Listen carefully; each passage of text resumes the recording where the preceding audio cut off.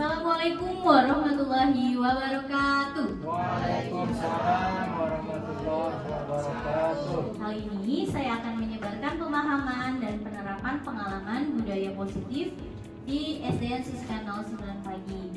Saya Reza Rizky, calon guru penggerak angkatan 10, kelas 10028. Nah, di sini saya akan membahas tentang kebutuhan dasar manusia. Setiap manusia pasti memiliki kebutuhan dasar. Kira-kira kebutuhan apa sih yang kita butuhkan? Makan, make up, uang, skincare, kasih sayang. Nah, apa itu kebutuhan dasar? Setiap manusia itu memiliki kebutuhan dasarnya masing-masing. Ya, nanti kita akan belajar apa saja kebutuhan dasar manusia.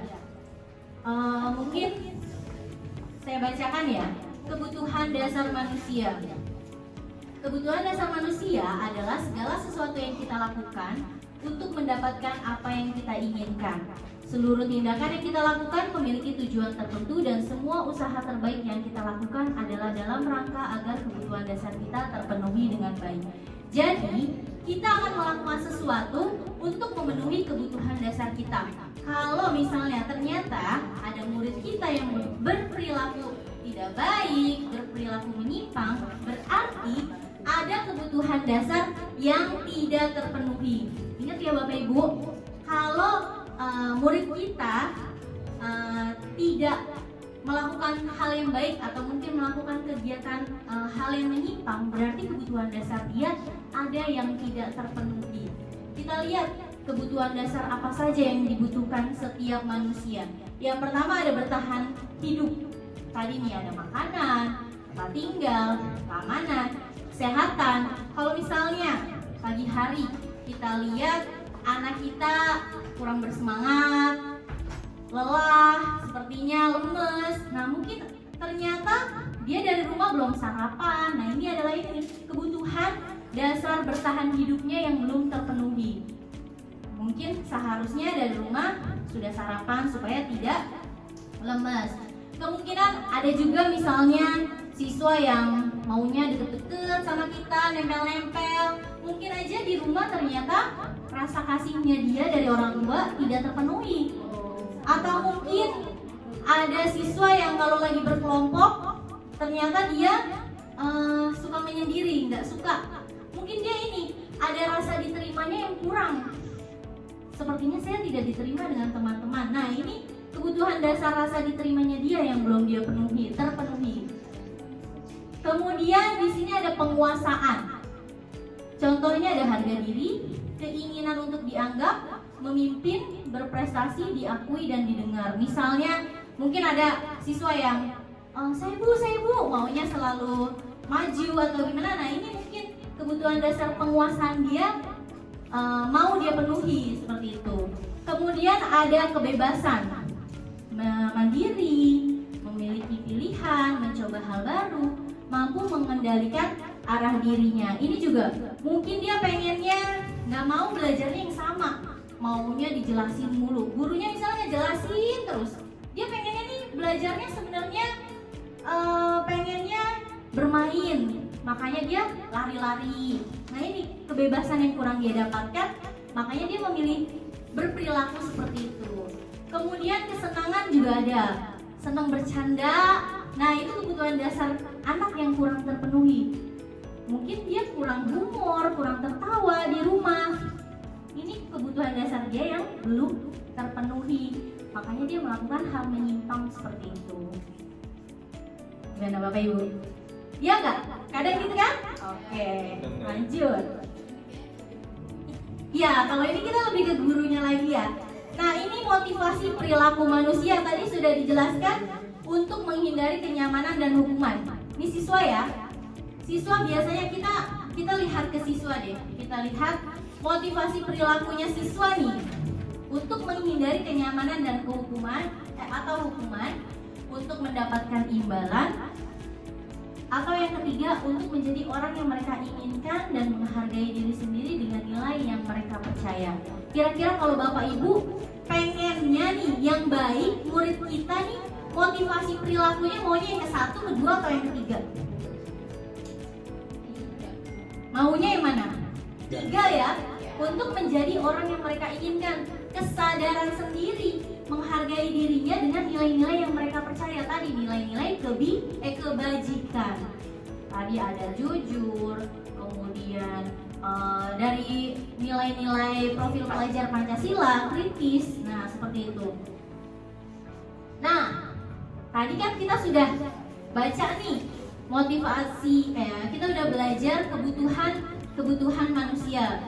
Sekarang saya punya contoh. Nih, di sini ada, kita tebak bersama-sama. Sebutkan kebutuhan apa yang sedang berusaha dipenuhi anak-anak ini.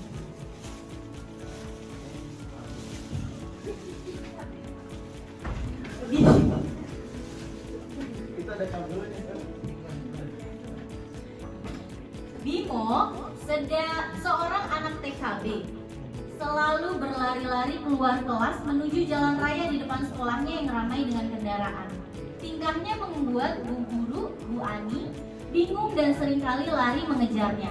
Ada beberapa kemungkinan nih jawaban yang diberikan Bimo. Kita identifikasi nih kebutuhan apa ya. Nah, Bimo jawabnya gini kalau ditanya sama Bu Guru, kenapa kamu lari-larian? Bimo jawabnya gini, aku senang main kejar-kejaran dengan Bu Guru, seru. Kira-kira apa sih kebutuhan apa yang kurang dipenuhi dari Bimo nih? Bimo pengen kebutuhan apa kira-kira? Apa? Aku senang main kejar-kejaran, seru. Apa? Kesenangan. Ya betul, kesenangan. 50.000. Boleh menghargai. Lanjut. Nah, Bimo jawab lagi nih. Kalau jawaban Bimo seperti ini, ibu kejar aku karena ibu guru sayang sama aku. Apa? Oke, kasih sayang, betul. Yang ketiga, aku hebat kan? Bisa bikin ibu guru kejar aku? Penguasaan. Coba deh, yang ini, ibu guru kejar aku karena ibu guru sayang aku. Ada nggak yang mau berpendapat? Kira-kira kenapa sih ini bisa ibu guru sayang sama aku, terus ini disebut cinta dan kasih sayang? Karena kurang kasih sayang di rumah. Kurang kasih sayang. Di sini ada kata-kata ibu guru sayang aku. Jadi dia punya perasaan disayang sama bu gurunya. Kalau misalnya aku lari-lari, aku merasa disayang sama bu guru. Makanya di sini cinta dan kasih sayang. Kalau yang ini kenapa bisa disebut dengan kesenangan? Tadi apa jawabnya? Penguasaan. Kenapa disebut penguasaan? Merasa dirinya hebat. Iya, benar. Dia merasa dirinya hebat. Bisa bikin bu guru kejar-kejar dia. Teman-temannya ditinggalin deh tuh karena bu gurunya fokus sama dia. Nah, ada lagi. Kita lihat. Dinda, seorang anak kelas 3 SD. Begitu tiba di rumah pulang dari sekolah, menangis dan mengadu pada ibunya bahwa dia benci pada Bu Rani. Nah nih, kita nggak tahu ya murid kita kayak gimana di rumah. Dia ngadu, nangis sama ibunya, dia bilang benci sama gurunya. Dia bilang gini, ibu guru bilang aku nggak boleh bersenandung sewaktu ngerjain tugas. Katanya kelas harus tenang, nggak ada suara, kan nggak enak, kan nggak seru jadinya.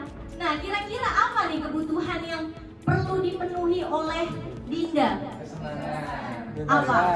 Kebebasan. Kesenangan, cinta kasih sayang, penguasaan atau kebebasan? Kebebasan. Apa? Kebebasan. Kesenangan. Kesenangan, Ya. kebebasan. Dua dah. Di sini kan nggak seru jadinya. Kesenangan. Dia pengen senang-senang. Dia pengennya ini mengerjakan tugasnya nggak harus tenang, nggak ada suara. Tenang, Bebas. Apa? Bebas. Tadi ya. Kebebasan. Kebebasan. Dia maunya bebas, ya? Iya. Dia harusnya tenang sama bu guru nggak ngasih pilihan yang lain. Diam, jangan berisik, gitu kan? Ya, diem kan langsung. Kita yang sulit. Nah, lanjut. Ibu guru tidak menyapaku hari ini, padahal aku pakai jepit rambut baru, tapi nggak nyapa. Kira-kira apa nih? Iya, cinta dan kasih sayang. Bu gurunya nggak ngeliatin gitu ya, nggak peka. Padahal pakai jepitan baru, kerudung baru, tapi bu guru nggak peka. Ya, berarti itu ada salah satu kebutuhan anak yang tidak kita penuhi sebenarnya. Gitu. Anaknya banyak. Itulah kita sebagai guru harus perhatian sama murid. Mungkin di awal ya, jalan kan kadang kita gitu ya. Nah yang lagi, aku sebel gambarku nggak rapi, malah bu guru nunjukin ke teman-temanku di depan kelas. Senangan? Iya, penguasaan. Ya, ini penguasaan. Padahal harusnya bu guru nggak boleh nunjuk-nunjuk kayak gitu kan, aku kelihatannya jadi kayak bodoh sekali, paling jelek seperti itu. Terakhir, masih ada deh.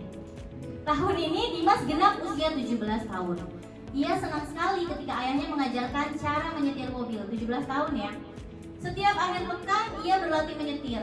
Ia terlihat senang sekali berlatih sampai akhirnya ia bisa menyetir mobil dengan baik dan lancar. Ketika ibunya bertanya pada Dimas, apa yang membuat dia ingin bisa menyetir mobil? Ketika jawaban Dimas seperti ini, kira-kira kebutuhan apa yang dia perlukan? Menyetir mobil itu seru. Oke, kesenangan. Biar bisa jalan-jalan naik mobil sama temanku. Iya betul, kebebasan. Pinter. Lanjut, aku merasa bangga dan keren. Penguasaan. Tuh, jadi kita bisa tahu nih anak-anak kita kalau misalnya dia melakukan hal ini, kenapa sih kamu melakukan hal ini? Ya habis, kan pasti biasanya anak-anak gitu. Dia gini. Nanti kita tayangkan lagi cara restitusi. Nah, sebagai guru kita juga ada 5 posisi kontrol guru. Adakah di sini yang posisi kontrolnya sebagai penghukum? Ada ya. Mudah-mudahan kedepannya kita nggak akan melakukan seperti hal ini lagi. Latih fisik. Amin. Yang kedua, pembuat merasa bersalah. Ada ya, ya tidak dipungkiri sih. Yang ketiga sebagai teman. Yang keempat sebagai pemantau. Yang kelima sebagai manajer. Dari 5 ini nanti kita lihat diri kita yang mana, sebagai penghukum, pembuat merasa bersalah, teman, pemantau, atau manajer. Paling bagus yang mana? Manajer. Paling bagus manajer. Kita lihat bagaimana sifat penghukum itu. Seorang penghukum biasanya menggunakan hukuman fisik maupun verbal. Orang yang menjalankan posisi menghukum senantiasa mengatakan bahwa sekolah memerlukan sistem atau alat dapat lebih menekan murid lebih dalam lagi. Kalau dikasih hukuman itu dia pasti bakal lebih tertib. Kalau dikasih hukuman itu dia bakal nurut. Besok nggak akan mengulanginya lagi. Nah, guru seperti ini percaya hanya ada satu cara, yaitu hukuman, agar pembelajaran bisa berhasil sesuai caranya dia. Kita lihat kata-katanya kayak gini. Kalau guru penghukum, patuhi aturan saya atau awas saja, kami naik kelas. Awas saja, kan nilainya nggak ditulis, ya kayak gitu. Atau kamu lagi nih, kamu selalu saja salah. Kamu lagi. Nah tuh, ya. Itu sebenarnya menghukum dirinya. Tapi bukan lewat fisik, tapi lewat verbal. Dia lagi. Kamu lagi capek bu guru gitu kan? Ya, selalu. Ada juga ya, pasti selalu yang terakhir selesai deh kamu nih. Nggak berubah, selalu aja kamu lagi. Nah, itu adalah penghukum. Mudah-mudahan kedepannya kita nggak akan seperti ini lagi, dan murid kita juga nggak begitu lagi. Susah. Nah, yang kedua, membuat merasa bersalah. Di posisi ini biasanya guru bersuaranya sih lembut, tapi menusuk ya, membuat si murid ini merasa bersalah, akan menggunakan keheningan membuat orang lain merasa tidak nyaman, bersalah atau rendah diri. Di posisi ini murid akan memiliki penilaian diri yang buruk tentang mereka. Mereka merasa dirinya tidak berharga dan telah mengecewakan orang-orang yang disayanginya. Kita lihat kata-katanya seperti apa. Nah, ibu kecewa banget sama kamu. Nih, ini kata-kata bersalah. Dia jadi merasa, iya ya, aku bikin ibu guru kecewa mulu, aku nggak selesai ngerjainnya. Nah, ini membuat merasa bersalah. Mungkin kadang kayak gitu. Berapa kali bapak atau ibu harus ngasih tahu kamu? Nah, ini nih, berapa kali sih ibu harus ngasih tahu? Misalnya, ya dengerin, ntar giliran udah dengerin, ya Allah dari tadi ya, gitu kan? Ibu udah kasih tahu, tapi nggak denger juga, gitu kan? Dari tadi ngapain aja kan? Murid jadi, iya ya, aduh jangan-jangan bu guru marah gara-gara aku nggak dengerin. Nah, itu membuat merasa bersalah. Jadi dia merasa tidak berharga dirinya. Terus kita biasanya gini, gimana coba kalau orang tua kamu tahu kamu berbuat kayak gini? Nanti bilangin ya sama orang tua kamu, ya.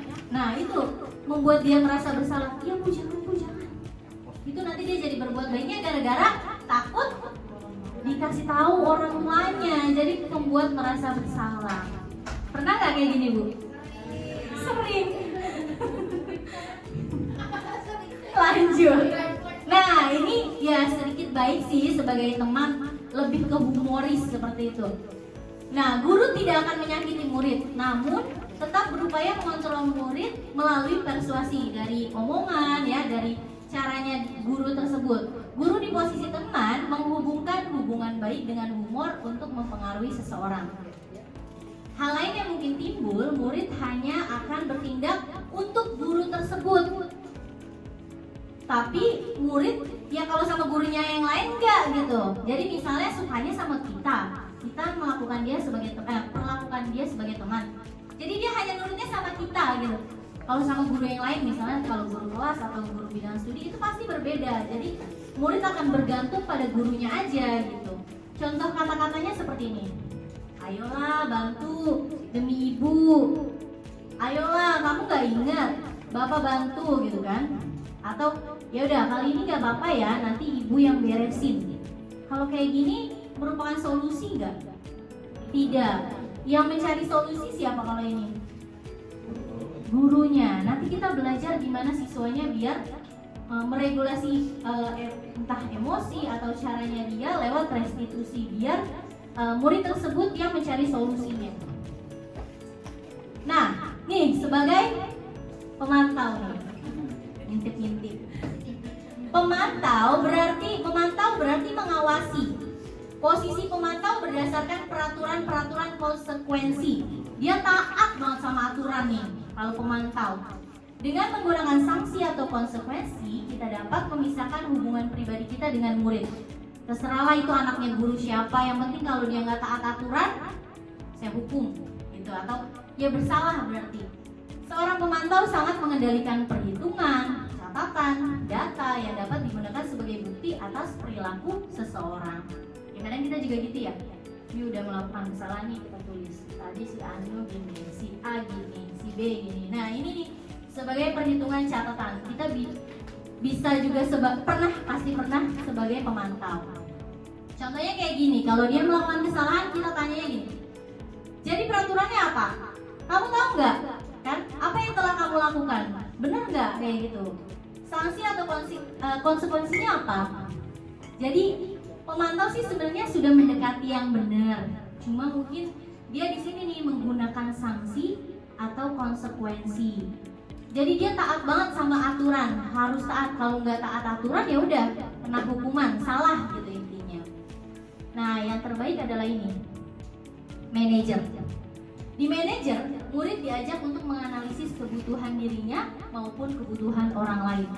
Kalau anak berantem, kita nggak cuma lihat si korban atau si pelakunya, si korbannya saja atau pelakunya saja, tapi kita dua-duanya.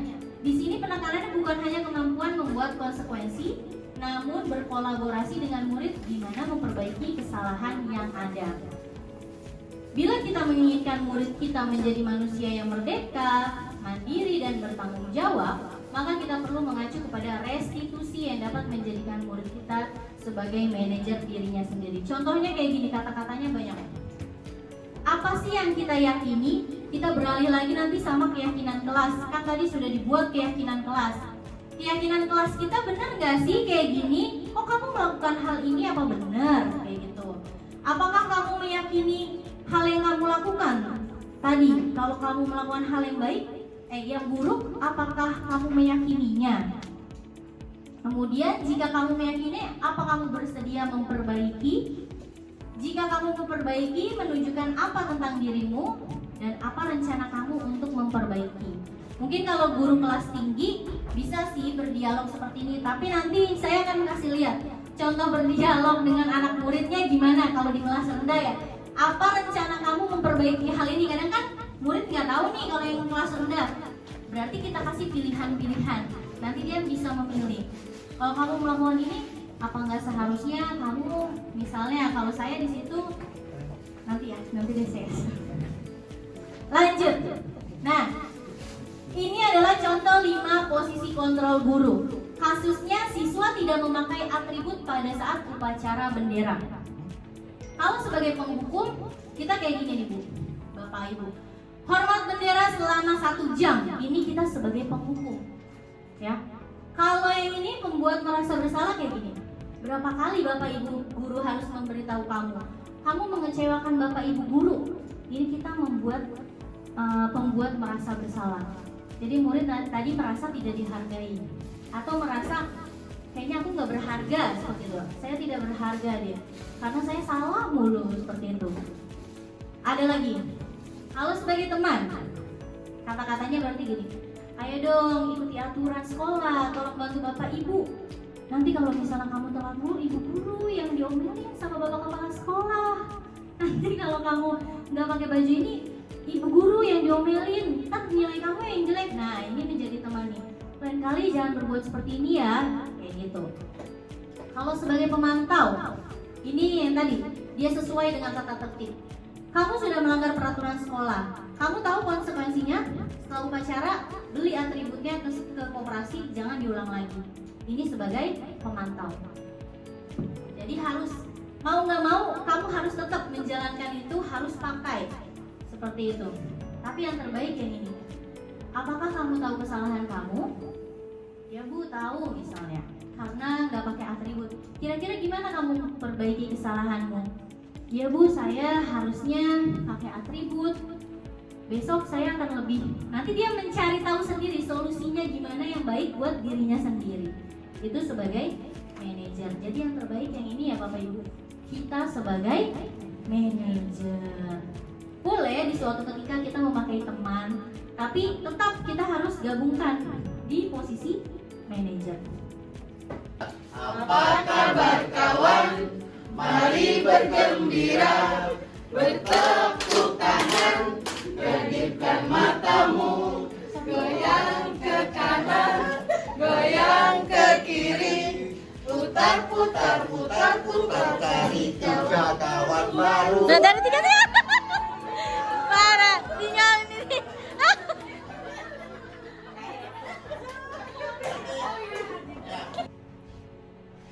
Sekarang kita lihat posisi kontrol. Apakah aku? Saya kecewa sekali dengan kamu. Apa? Merasa membuat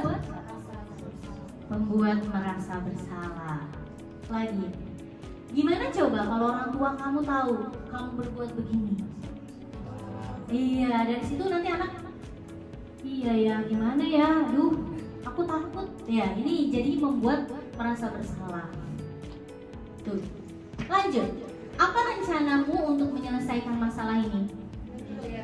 Good job, manager. Lanjut. Ayo, lakukan demi Bapak Ibu guru ya. Teman. Ih, Bu Nur kayaknya udah lancar banget jawabnya. Besok CGP. Good job teman. Lanjut, kamu tidak akan mendapat nilai jika tidak mengerjakan tugas. Apa? Kamu tidak akan mendapat nilai jika tidak mengerjakan tugas. Pemantau. Oke, tadi kan sudah ya dijelaskan supaya siswa itu terlatih ya. Kontrol kitanya baik ke siswa, bagaimana caranya siswa berperilaku juga tadi nih kita bisa membuat keyakinan kelas. Ya, jadi di kelas itu ada keyakinan yang dibuat sendiri. Bedanya peraturan dengan keyakinan ada yang tahu nggak, Bapak Ibu? Kenapa sih? Kan biasanya kita taunya peraturan ya. Peraturan dipaksa. Oke, boleh. Bedanya apa sih peraturan sama keyakinan? Keyakinan dari dalam diri sendiri. Keyakinan dari dalam diri sendiri. Peraturan? Kalau peraturan biasanya gini. Saat berkendara harus menggunakan helm. Itu namanya peraturan. Yang buat siapa? Kita nggak sih? Kita sendiri bukan? Bukan. Nah, peraturan itu biasanya peraturan sekolah nih, biasanya udah sekolah yang membuat, tapi bukan dari siswanya sendiri. Tapi kalau keyakinan itu dari keyakinan dirinya. Keyakinannya, jadi dia memilih nilai kebajikan apa. Oh, aku milih nilai kebajikan misalnya jujur. Berarti nanti keyakinan kelasnya berperilaku jujur, misalnya seperti itu. Atau mungkin aku mau ngambil disiplin. Berarti keyakinan kelasnya masuk sekolah dengan tepat waktu. Bedanya keyakinan dengan peraturan, keyakinan ini harus dibuat dengan kata-kata positif, tidak boleh dibuat dengan kata negatif. Jadi semuanya harus pakai kalimat yang positif. Nah, ini yang terakhir, segitiga restitusi. Di sini Bapak Ibu nanti diajak berdialog dengan murid. Tadi kan kita udah belajar kebutuhannya. Ada siswa yang melakukan hal tidak baik, melakukan pelanggaran, berarti ada kebutuhan yang tidak terpenuhi. Kebutuhan yang tidak terpenuhi ini nanti harus kita lihat lagi, ada apanya sih? Kebutuhan apa sih yang perlu dipenuhi sama siswa gitu. Kemudian keyakinan apa yang harus kita tanamkan. Nah, kita lihat dari sini. Yang pertama, segitiga. Berarti ada 3 nih caranya.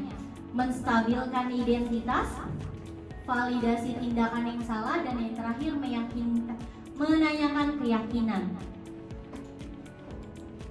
Jadi segitiga restitusi adalah suatu proses dialog yang dilakukan guru agar dapat menghasilkan murid yang mandiri dan bertanggung jawab. Berarti sendiri nanti menemukan solusinya. Yang pertama, menstabilkan identitasnya terlebih dahulu ya. Kita menstabilkan identitas. Misalnya dia melakukan kesalahan. Kalau misalnya menstabilkan identitas, prinsipnya ini, kesalahan itu bagian proses pembelajaran. Kita juga pasti pernah ya melakukan kesalahan. Terus murid kita suruh sempurna, apalagi murid baru berapa tahun sih hidup kan ibaratnya gitu.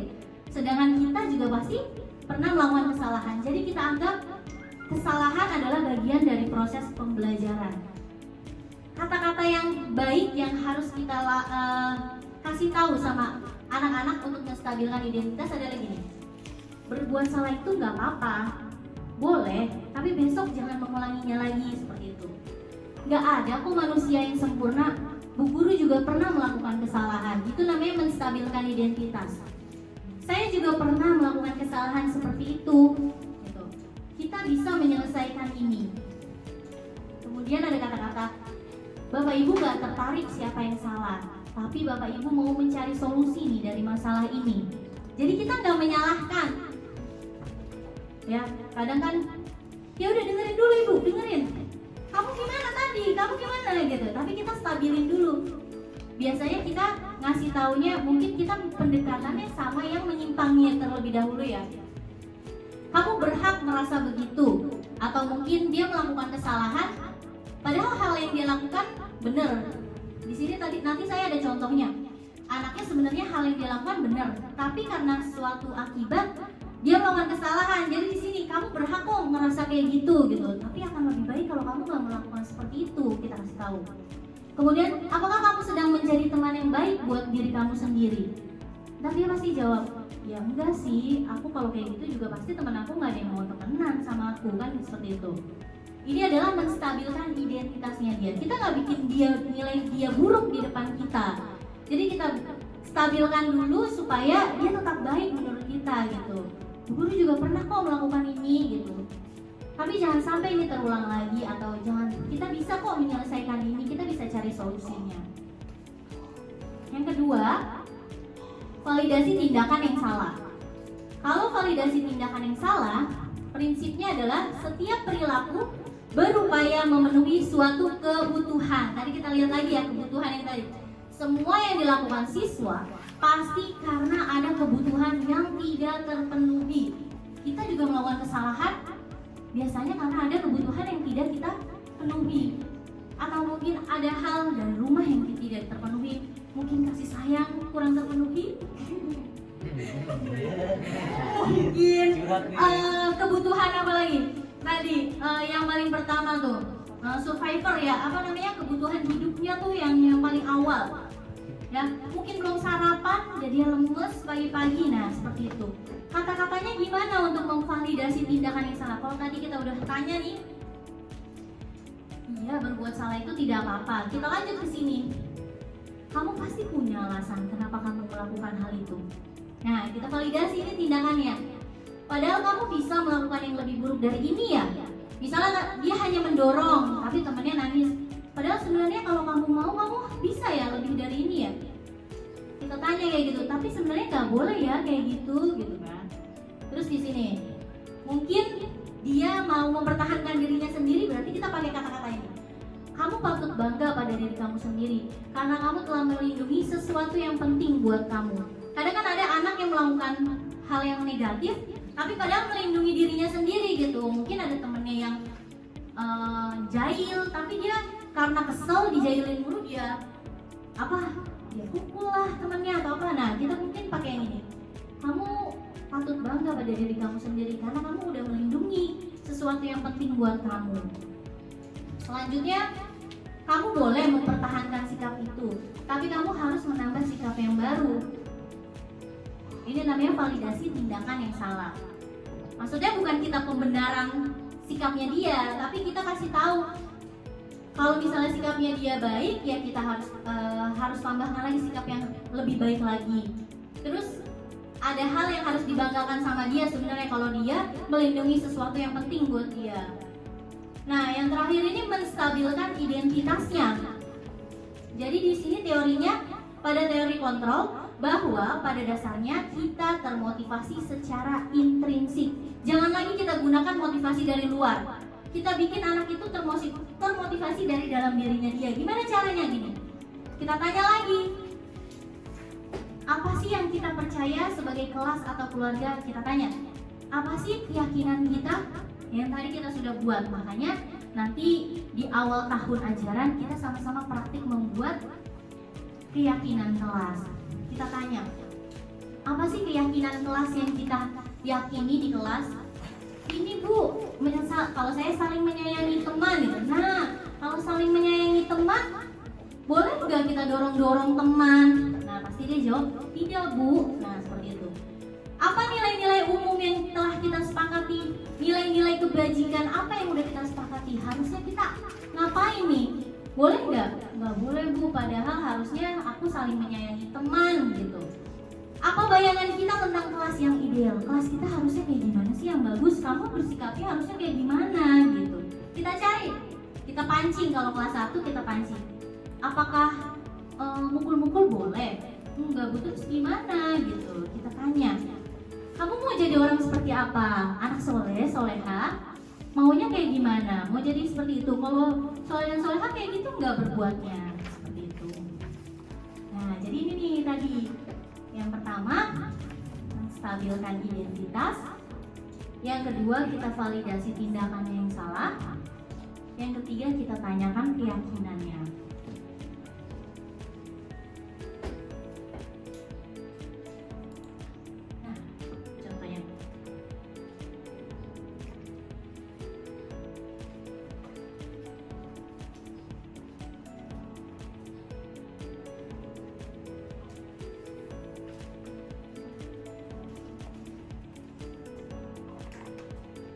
Baik, tapi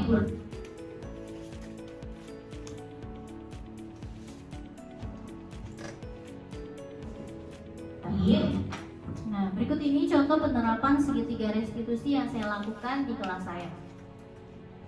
Contohnya, kasusnya adalah Ibrahim ini sedang nulis, tapi saat dia nulis ada temennya yang jalan-jalan, lari-lari. Akhirnya punya dia kecoret, jadinya dia mendorong temannya. Kita lihat bagaimana contoh. Kami berusaha melihat Baim bertengkar dengan Bintang. Ini menstabilkan identitas. Kenapa Baim kesel? Habis aku lagi nulis, terus Bintang mandir-mandir, jadi buku aku kecoret. Oh jadi gitu.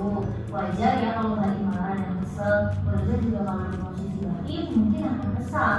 Terus apa yang Baim lakukan dengan Bintang? Aku marah-marah buku dan mandir Bintang. Gitu. Pasti Baim berbuat seperti itu ada alasannya ya. Iya Bu, Apa alasannya? aku udah capek-capek nulis, harus nulis lagi. Oh gitu. Jadi Baim capek ya. Udah nulis, sekarang dicoret harus nulis lagi. Wajar Baim marah seperti itu. Reza tapi akan menghargai tindakan Baim kalau tidak sampai mendorong temannya. Sekarang kita pikirin nih, Baim marah sampai mendorong. Katanya kan keyakinan kelas sesuai dengan keyakinan kelas. Tidak Bu, Nah, berarti keyakinan apa yang Baim anggap? saling menyayangi teman. Berarti saling menyayangi teman itu penting tidak ya? Penting Bu, Jadi keyakinan apa yang harus Baim tanamkan lebih lagi saat sedang marah? aku harus sabar. Baik, bersedia nggak Baim memperbaiki masalah ini? Iya Bu, Kira-kira apa yang akan Baim lakukan untuk memperbaiki masalah ini? aku harus sabar dan bilang sama Bu Reza kalau ada yang mengganggu aku. Tepat sekali Baim. Sekarang Baim boleh kembali duduk ya. Terima kasih Bu.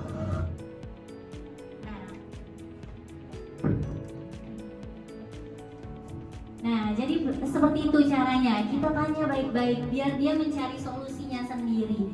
Dari menstabilkan identitas, kita tanya dulu kenapa bisa melakukan seperti itu.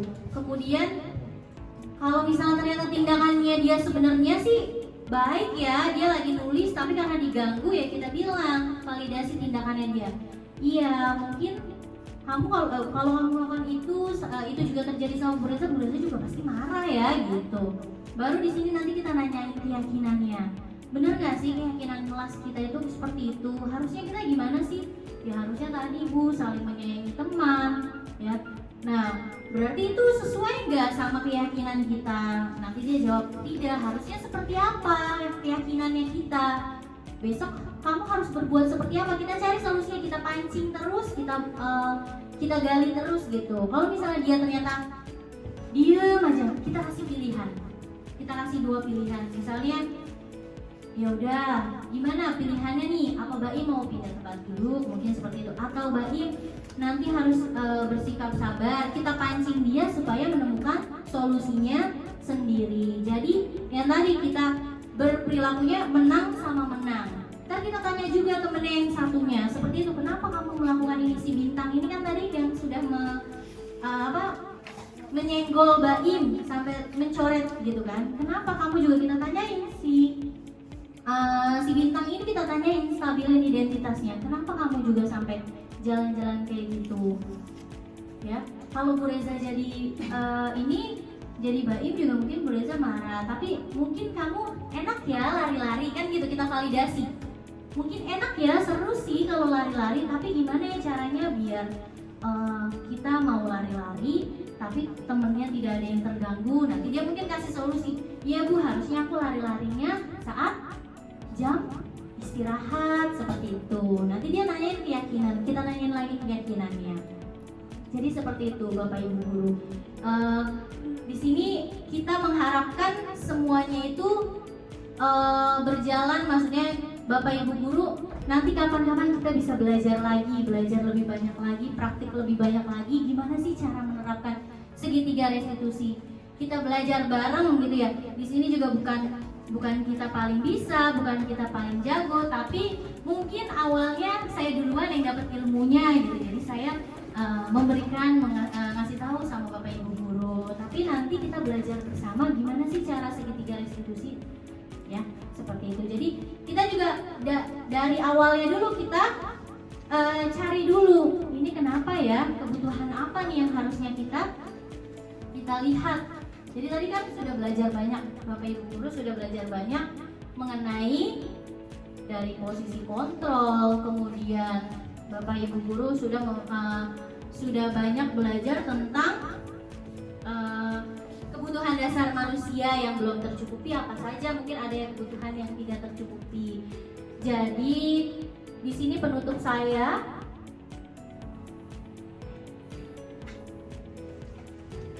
adalah dalam penerapan program disiplin positif, hendaknya guru memiliki kepribadian personal dan sosial yang baik, di mana guru mampu merefleksi dirinya dalam posisi kontrol saat ini. Bagaimana perjalanan dirinya sebagai among atau manajer, sesuai dengan kata-kata Ki Hajar Dewantara ya, kita itu menuntun murid sesuai kodratnya, kodrat zaman maupun kodrat alam. Jadi ada dua, kodrat alam dan kodrat zaman. Kalau alam itu kita nggak bisa merubah, tapi kita hanya menuntun. Bapak Ibu nanam pohonnya pohon jeruk, numbuhnya pohon mangga nggak? Sama kayak murid. Murid itu diciptakan sama Allah. Ibaratnya misalnya dia seperti padi. Berarti kalau tumbuh ya nanti dia akan tumbuh seperti padi. Nggak bisa kita menyuruh dia tumbuh seperti jagung. Tapi intinya kita menuntun mereka. Ini di sini Among sebagai manajer yang menuntun, maksudnya ya menuntun murid-muridnya menjadi insan mandiri, merdeka dan bertanggung jawab sesuai standar nasional pendidikan. Oke, terima kasih Bapak Ibu guru atas waktunya. Semoga ilmu kita bermanfaat hari ini. Semoga juga kita menjadi guru yang selalu diingat sama muridnya sampai depannya nanti. Oh iya ini Bu guru ya. Tahun-tahun kedepannya datang ke sini. Aku mau ketemunya sama Bu ini nih. Nah, semoga kita menjadi guru yang dirindukan sama murid-murid kita. Terima kasih kepada Bapak Ibu guru semuanya. Sekian dari saya. Assalamualaikum warahmatullahi wabarakatuh. Assalamualaikum warahmatullahi wabarakatuh. Iya, hari ini kita akan membuat keyakinan kelas. Siapa yang tahu apa itu keyakinan kelas? Apa, Raffi?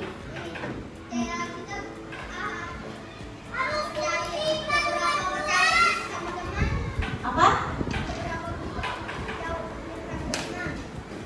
Perbuatan kita dengan teman. Itu apa? Baim. Oh, menuruti perintah kelas. Perintah kelas itu apa sih? Biasanya kamu tahunya apa? Biasanya tahunya apa? Peraturan. Biasanya tahunya apa? Peraturan kelas. Hari ini kita akan membuat keyakinan kelas. Beda peraturan dengan keyakinan. Ada yang tahu nggak? Kalau bedanya peraturan dengan keyakinan kelas? Siapa yang tahu? Apa, Raffi? Kalau keyakinan kita yakin. Kalau peraturan nih, Bu Reza kasih tahu. Kalau peraturan biasanya, misalnya nih, saat berkendara gunakan helm. Itu namanya peraturan. Siapa yang buat? Pemerintah. Ya, orang lain yang membuat. Tinggal nanti kita menjalankan. Kalau keyakinan yang membuat kita sendiri. Nanti semuanya teman-teman yang membuat sendiri. Jadi bedanya peraturan sama keyakinan itu. Peraturan dibuatnya sama orang lain, kita hanya menjalankan. Tapi kalau keyakinan, kita yang membuat, kita yang menjalankan. Nanti teman-teman akan membuat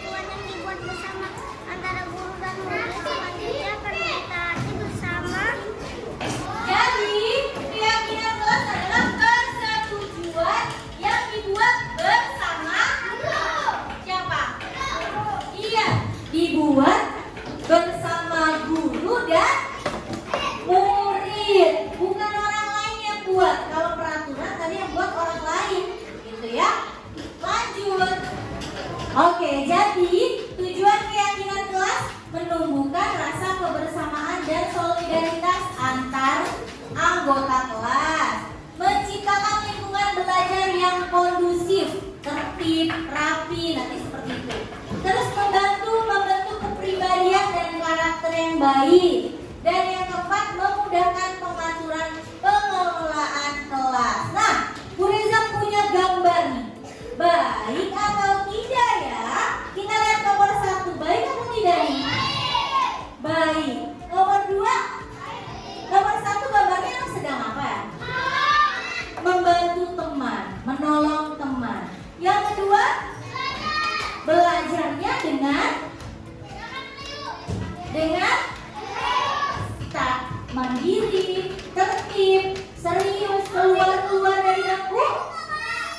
Tidak. Kalau yang ketiga, kenapa tidak baik? Oke, mendorong teman, baik tidak? Tidak. Sekarang yang keempat, apa ini?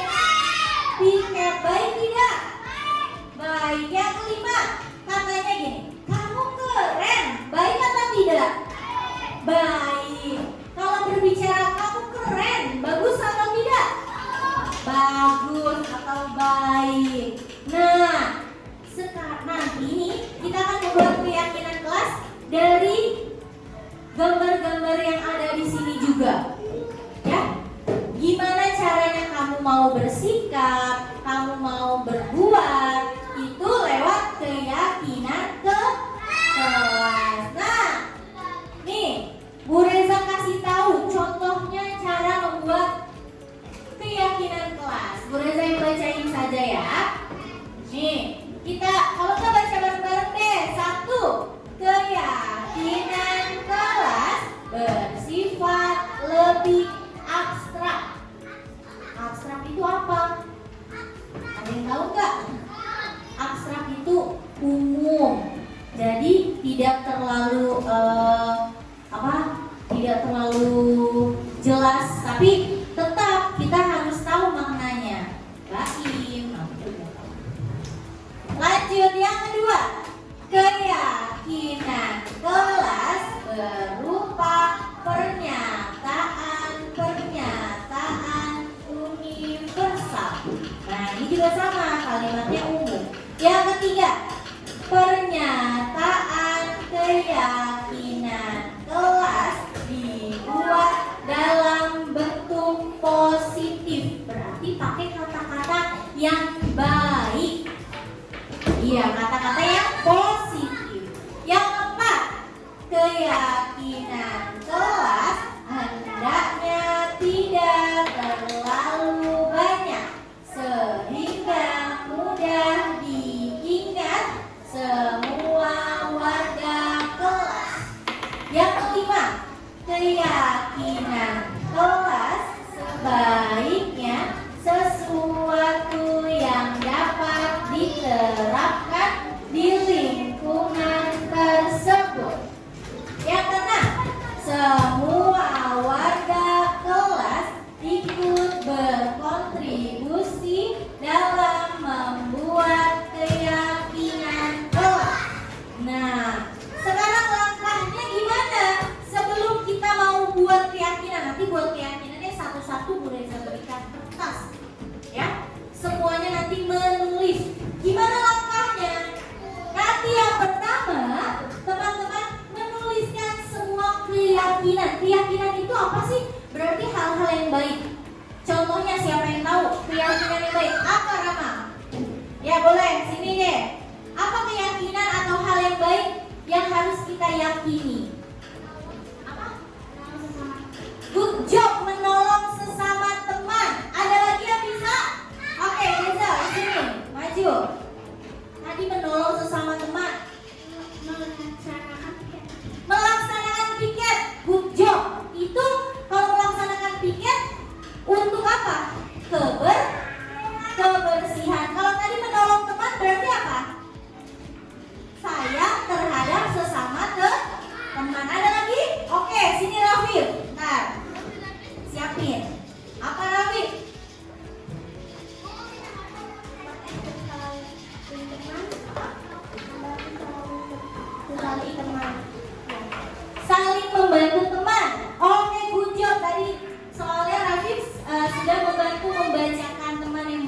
baca. Good job. Ada lagi?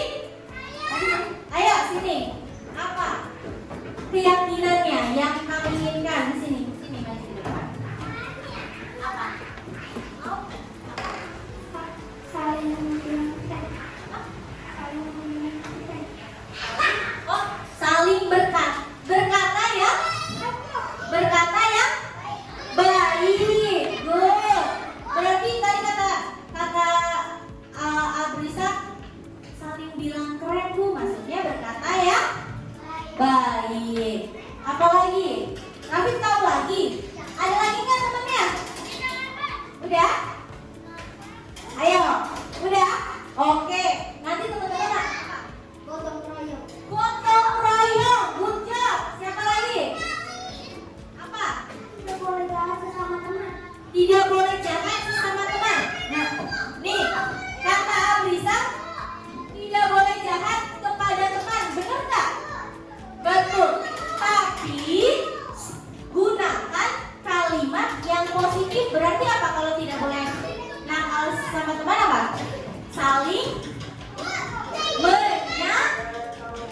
menyayangi. Jangan pakai kata tidak boleh mengganggu teman, tapi pakai kata-kata yang baik apa? Saling menyayangi. Apa? Ya ini. Syafi. Tidak boleh membeda-bedakan teman. Good job.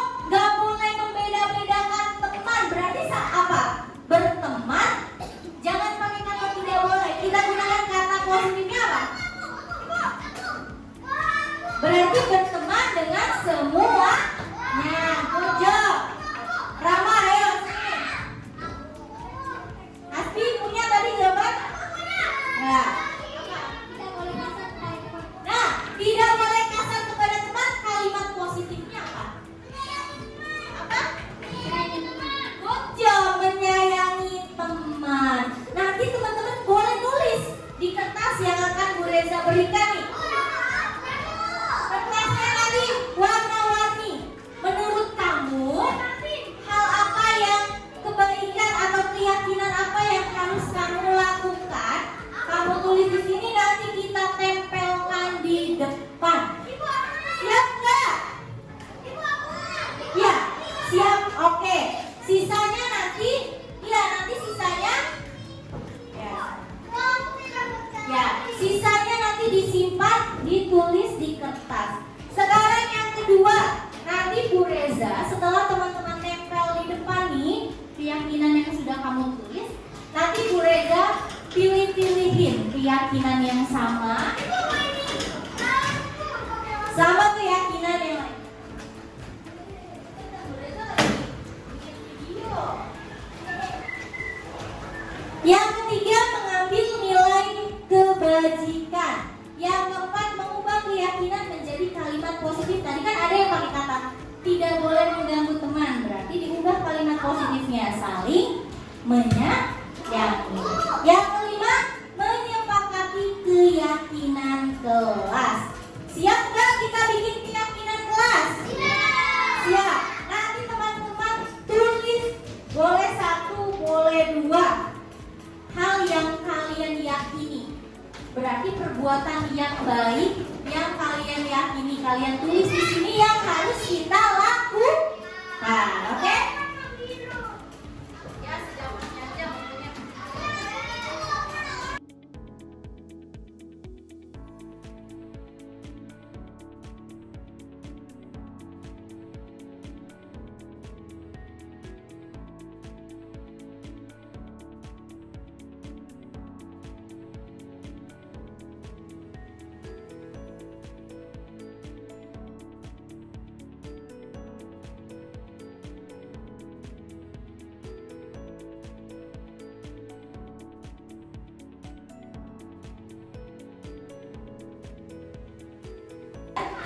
Kita nanti akan buat ide-idenya, ditempel di sini.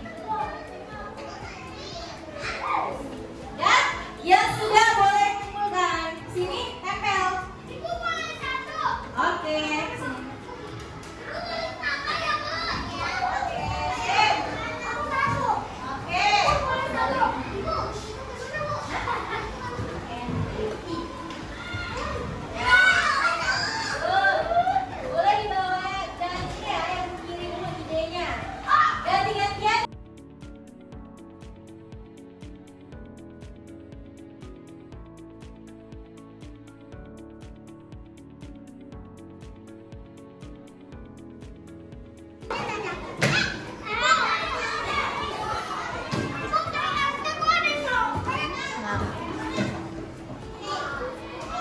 Oke, udah Baim turun duduk.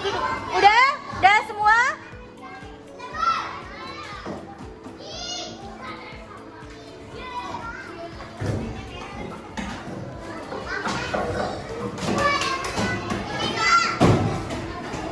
Aku terlambat tuh.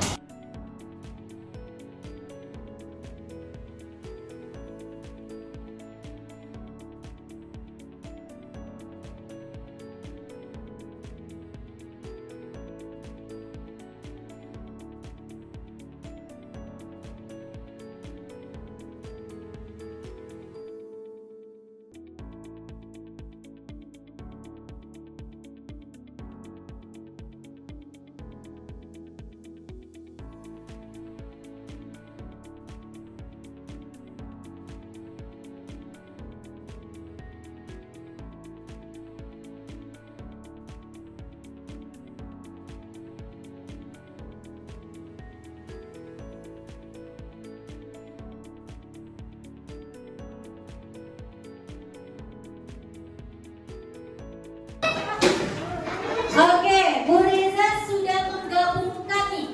Ada kata-katanya di sini yang sama, sudah Bu Reza beri garis yang sama atau Bu Reza kasih barisan yang sama. Di barisan pertama, di sini isinya menyayangi teman, menyayangi teman, menyayangi teman. Ini semuanya menyayangi teman, ya.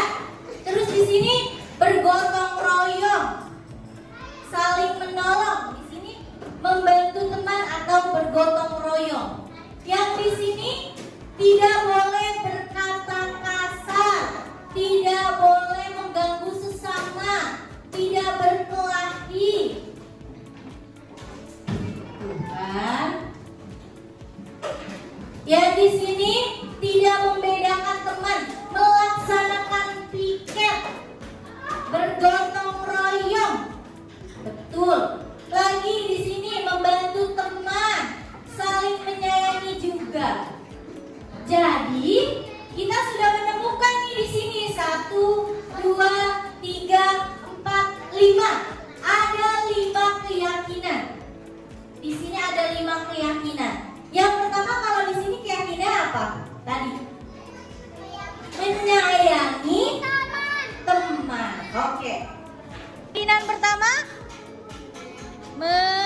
di bawah sayang, di sini, yang panjang, ya. Kalau nggak di sini sayang, di sini.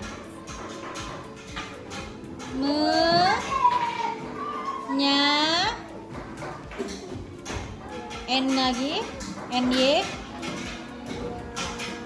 yangi, menyayangi temannya di bawah boleh. Menyayangi apa? Teman.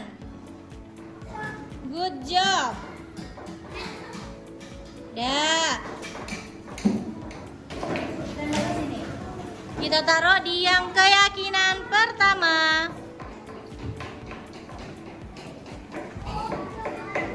Yang kedua, di sini ada tulisannya tertib. Berarti bahasanya atau nulisnya gimana? Apa? Berperilaku rapi atau menjaga.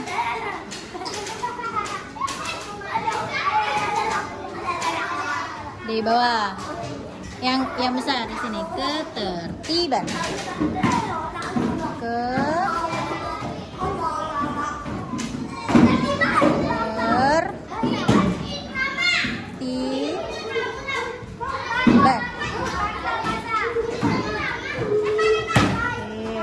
Ayo.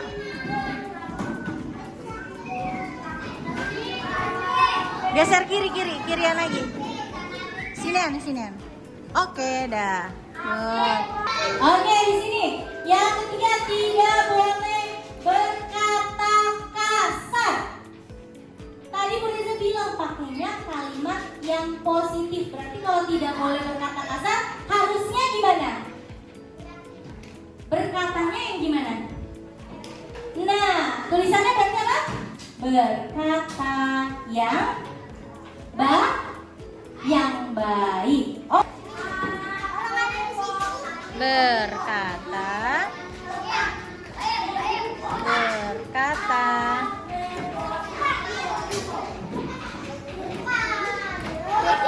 Yangnya di bawah, yangnya di bawah. Yang,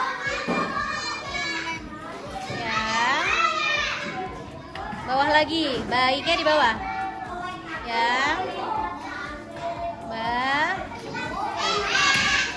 sip, good job. Tempel.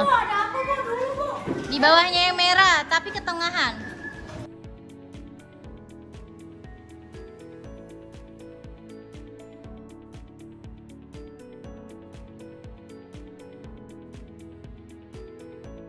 Lanjut, di sini ada melaksanakan piket.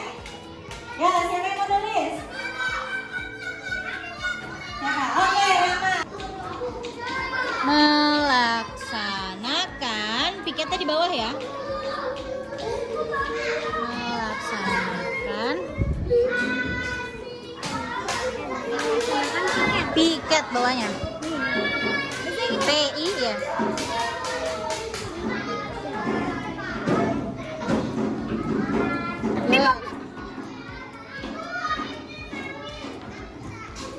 Tempel. Oke, good. Ya. Semuanya mau. Yang terakhir ada menjaga kebersihan. Oke. Yo, apa ya?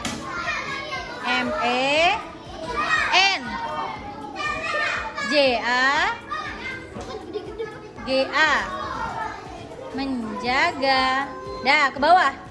Di bawah. KE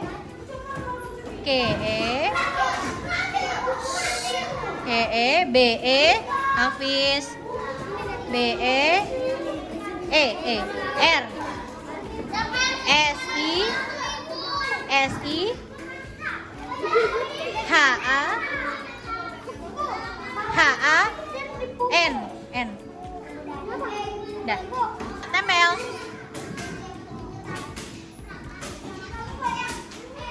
Nah, di bawah. Sip.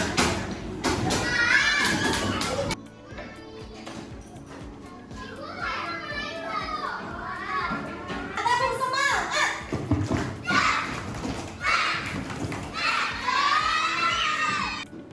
Tepuk semangat.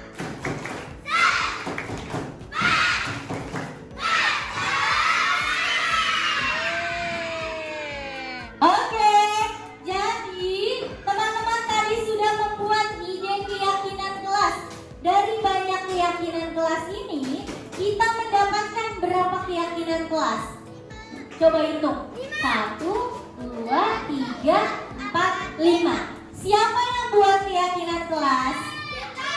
Iya, murid dengan bu guru bersama-sama. Berarti keyakinan kelas harus kita yakini dan kita laksanakan. Yang pertama, keyakinan kelas pertama apa? Menyayangi teman. Yang kedua, menjaga ketertiban. Yang ketiga, berkata yang baik. Yang keempat, melaksanakan piket. Yang kelima, menjaga kebersihan. Setuju nggak keyakinan kelas yang ini? Akan dilaksanakan nggak? Hah? Iya. Setuju tidak? Akan dilaksanakan tidak?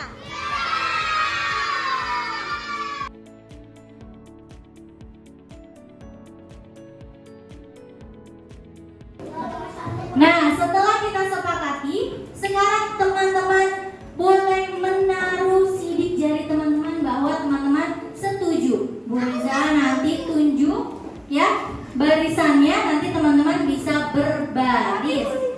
Pilih warna. Karena Bu Reza juga menyetujui, Bu Reza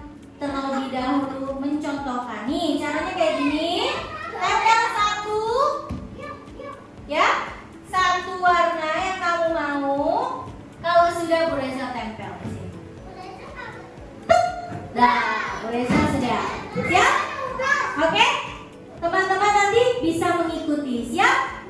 Siap.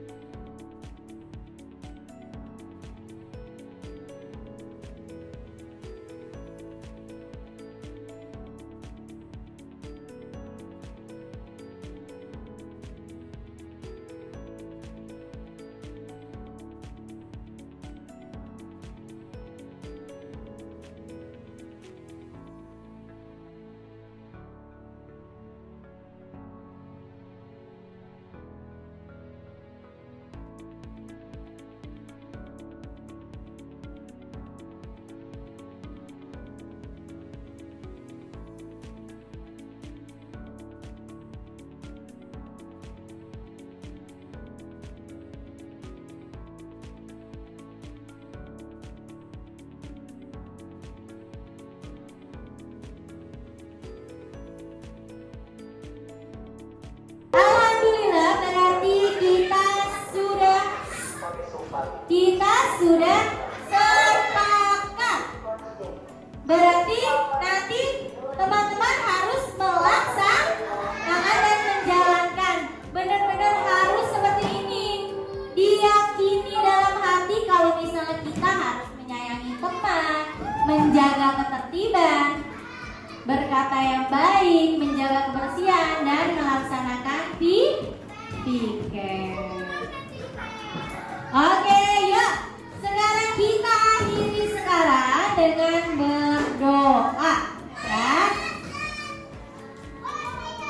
Ayo Bilal, siapin Bilal. Sini.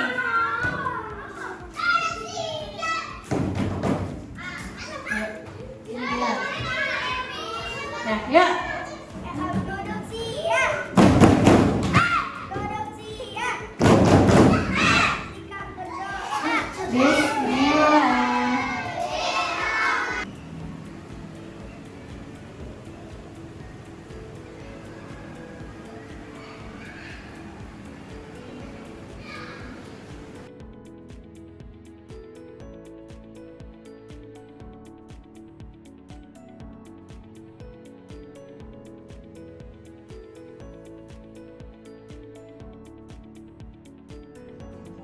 Ya, Assalamualaikum warahmatullahi wabarakatuh. Waalaikumsalam warahmatullahi wabarakatuh. Terima kasih Bu Reza, banyak sekali ilmu yang kita terima hari ini, terutama tentang hukuman, tentang pendekatan ke anak, tentang psikologis anak juga. Ternyata ada beberapa yang saya tangkap tadi, apa yang telah Bu Reza sampaikan. Seorang anak itu melakukan kesalahan itu karena kebutuhannya tidak terpenuhi. Nah, adapun kebutuhan-kebutuhan yang mereka ingin penuhi adalah yang pertama tentang bertahan hidup, yang kedua tentang rasa kasih sayang, ketiga penguasaan, keempat kebebasan dan kesenangan. Itu kebutuhan-kebutuhan yang harus terpenuhi oleh anak. Oleh sebab itu, saya mulai sekarang sadar bahwa saya sebagai guru mungkin juga manusia yang tidak sempurna, pasti juga pengen dimengerti. Terutama itu dia, kita memahami anak dengan kebutuhan-kebutuhan kelima itu. Kalau misalkan kita sendiri sebagai guru pun tidak bisa mengontrol segala kebutuhan kita. Jadi terutama kita harus memenuhi kebutuhan kita dulu sebagai guru. Kalau kitanya sudah fun untuk ngajar, kitanya sudah bisa mengontrol emosi kita bisa mengembalikan lagi itu semua ke manajemen di kelas.